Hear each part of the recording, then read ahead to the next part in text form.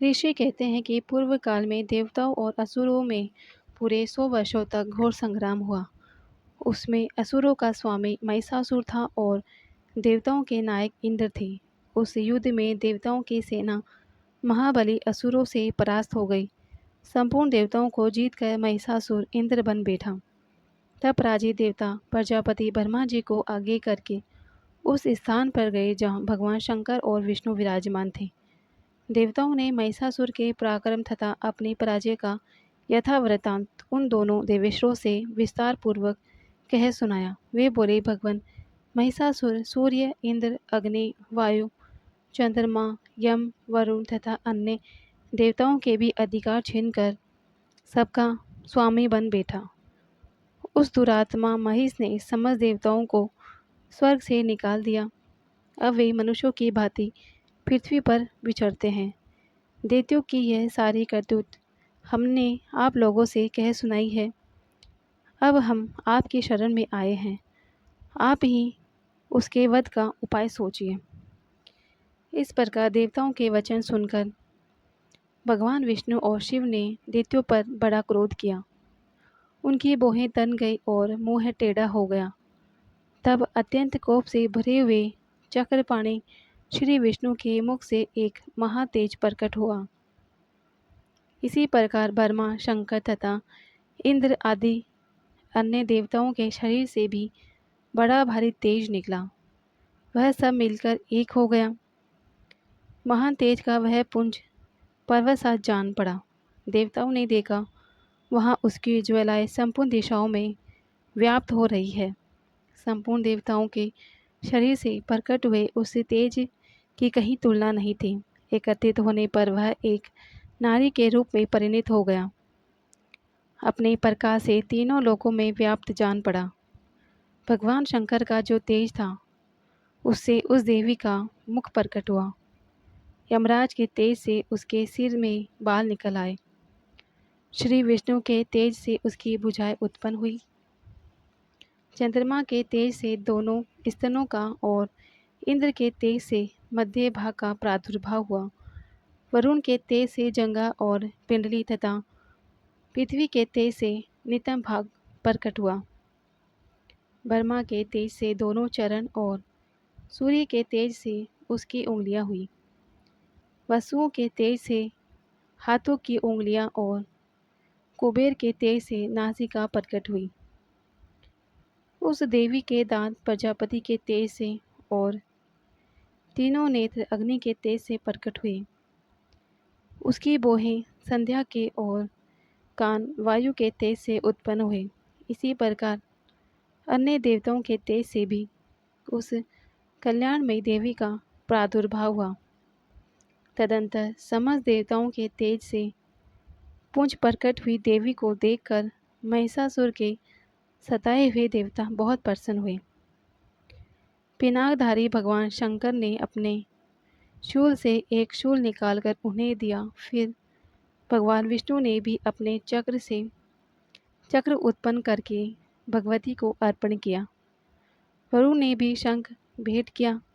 अग्नि ने उन्हें शक्ति दी और वायु ने धनुष तथा बाण से भरे हुए 2 तरकश प्रदान किए।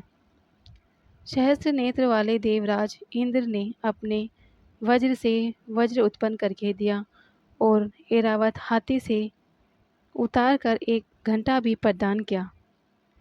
यमराज ने काल दंड से दंड, वरुण ने पाश, प्रजापति ने स्फटिक माला और ब्रह्मा जी ने कमंडलू भेंट किया। सूर्य ने देवी के समस्त रोमकूपों में अपनी किरणों का तेज भर दिया। काल ने उन्हें चमकती हुई ढाल और तलवार दी। क्षीर समुद्र ने उज्जवल हार तथा कभी जीर्ण न होने वाले 2 दिव्य वस्त्र भेंट किए।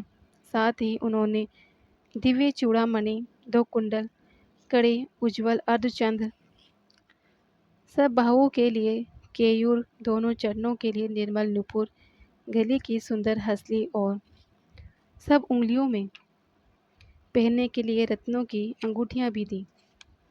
विश्वकर्मा ने उन्हें अत्यंत निर्मल फरसा भेंट किया। साथ ही अनेक प्रकार के अस्त्र और अभेद्य कवच दिए। इसके सिवा मस्तक और वक्ष स्थल पर धारण करने के लिए कभी न कुम्हलने वाले कमलों की मालाएं दी। जल्दी ने उन्हें सुंदर कमल का फूल भेंट दिया। हिमालय ने सवारी के लिए सिंह तथा भांति भांति के रत्न समर्पित किए। कुबेर ने मधु से भरा पान पात्र दिया तथा संपूर्ण नागों के राजा शेष ने, जो इस पृथ्वी को धारण करते हैं, उन्हें बहुमूल्य मणियों से विभूषित नागहार भेंट किए। इसी प्रकार अन्य देवताओं ने भी आभूषण और अस्त्र शस्त्र देकर देवी का सम्मान किया। तत्पश्चात उन्होंने बारंबार अट्टहासपूर्वक उच्च स्वर से गर्जना की। उनके भयंकर नाद से संपूर्ण आकाश गूंज उठा। देवी का वह अत्यंत उच्च स्वर से किया हुआ सिंहनाद कहीं समा न सका। आकाश उसके सामने लघु प्रतीत होने लगा। उससे बड़े जोर की प्रतिध्वनि हुई, जिससे संपूर्ण विश्व में हलचल मच गई और समुद्र कांप उठे। पृथ्वी डोलने लगी और समस्त पर्वत हिलने लगे। उस समय देवताओं ने अत्यंत प्रसन्नता के साथ सिंहवाहिनी भवानी से कहा, देवी तुम्हारी जय हो। साथ ही महर्षियों ने भक्ति भाव से विनम्र होकर के उनका स्तवन किया। संपूर्ण त्रिलोकी को शोभग्रस्त देख दैत्यगण अपनी समस्त सेना को कवच आदि से सुसज्जित कर हाथों में हथियार ले सहसा उठकर खड़े हो गए। उस समय महिषासुर ने बड़े क्रोध में आकर कहा, यह क्या हो रहा है। फिर वह संपूर्ण असुरों से गिरकर उस सिंहनाद की ओर लक्ष्य करके दौड़ा और आगे पहुंचकर उसने देवी को देखा, जो अपनी प्रभा से तीनों लोगों को प्रकाशित कर रही थी। उसके चरणों के भार से पृथ्वी दबी जा रही थी। माथे के मुकुट से आकाश में रेखा से खिंच रही थी तथा वे अपने धनुष की टंकार से सातों पातालों को शुद्ध किए कर देती थी। देवी अपनी हजारों भुजाओं से संपूर्ण दिशाओं को आच्छादित करके खड़ी थी। तदंतर उनके साथ दैत्यों का युद्ध छिड़ गया। नाना प्रकार के अस्त्र शस्त्रों से प्रहार से संपूर्ण दिशाएं उदासित होने लगी। चिक्षुर नामक महान असुर महिषासुर का सेना नायक था। वह देवी के साथ युद्ध करने लगा। अन्य देवताओं की चतुरंगी सेना साथ लेकर चामर भी युद्ध करने लगा। 60,000 रथियों के साथ आकर के उदग्रह नामक महादैत्य ने लोहा लिया। 1 करोड़ रथियों को साथ लेकर के महाहनु नामक दैत्य युद्ध करने लगा, जिसके रोए तलवार के समान तीखे थे। वह असीलोमा नाम का महादैत्य 5 करोड़ रथी सैनिकों सहित युद्ध में आ डटा। 60 लाख रथियों से घिरा हुआ बाष्कल नामक दैत्य भी उस युद्ध भूमि में लड़ने लगा। परिवारित नामक राक्षस हाथी सवार और घुड़सवारों के अनेक दलों तथा 1 करोड़ रथियों की सेना लेकर के युद्ध करने लगा। बिडाल नामक दैत्य 5 अरब रथियों से घिरकर लोहा लेने लगा। इसके अतिरिक्त और भी हजारों महादैत्य रथ, हाथी और घोड़ों की सेना साथ लेकर महादेवी के साथ युद्ध करने लगे। स्वयं महिषासुर उस रणभूमि में कोटि कोटि सहस्र रथ, हाथी और घोड़ों की सेना से घिरा हुआ खड़ा था।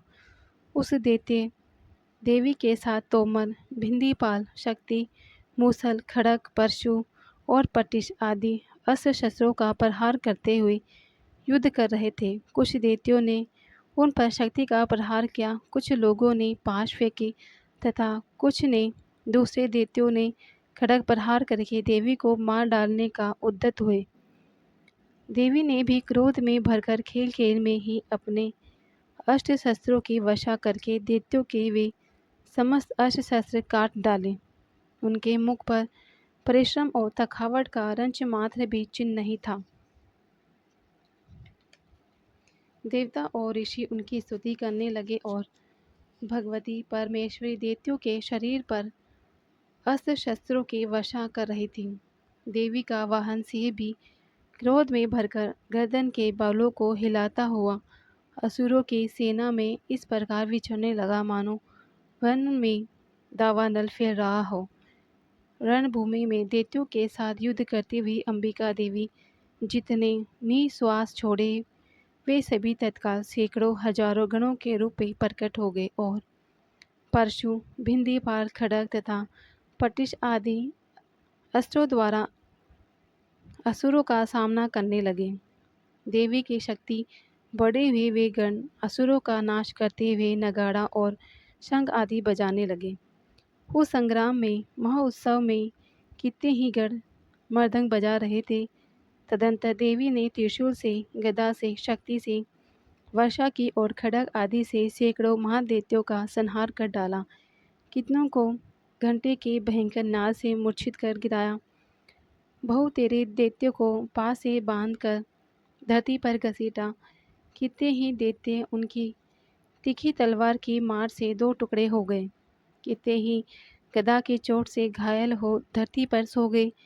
कितने ही मूसल की मार से अत्यंत आहत हो रक्त वमन करने लगे। कुछ दैत्य शूल से छाती फट जाने के कारण पृथ्वी पर ढेर हो गए। उस रणांगण में बाण समूह की वृष्टि से कितने ही असुरों की कमर टूट गई। बाज की तरह झपटने वाले देवपीड़क दैत्यगण अपने प्राणों से हाथ धोने लगे। किन्हीं की बाहें छिन्न भिन्न हो गई, कितनों की गर्दनें कट गई। कितने ही दैत्यों के मस्तक कट कट के गिरने लगे। कुछ लोगों के शरीर मध्य भाग में ही विदीर्ण हो गए। कितने ही महादैत्य जांघें कट जाने से पृथ्वी पर गिर पड़े। कितने ही को देवी ने एक बाह और एक पैर और एक नेत्र वाले करके दो टुकड़ों में चीर डाला। कितने ही दैत्य मस्तक कट जाने पर फिर भी गिरकर फिर उठ जाते। केवल धड़ ही रूप में अच्छे अच्छे हथियार हाथ में ले देवी के साथ युद्ध करने लगते थे। दूसरे कबंद युद्ध के बाजों की ले पर नाचते थे।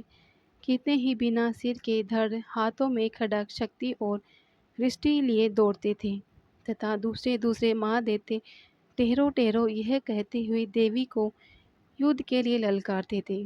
जहाँ वह घोर संग्राम हुआ वहाँ की धरती देवी के गिराए हुए रथ, हाथी, घोड़े और असुरों की लाशों से ऐसी पट गई थी कि वहाँ चलना फिरना भी असंभव हो गया था।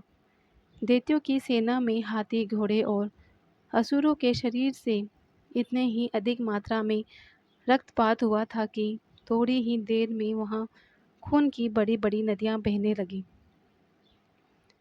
जगदम्बा ने असुरों की विशाल सेना को क्षण भर में नष्ट कर दिया।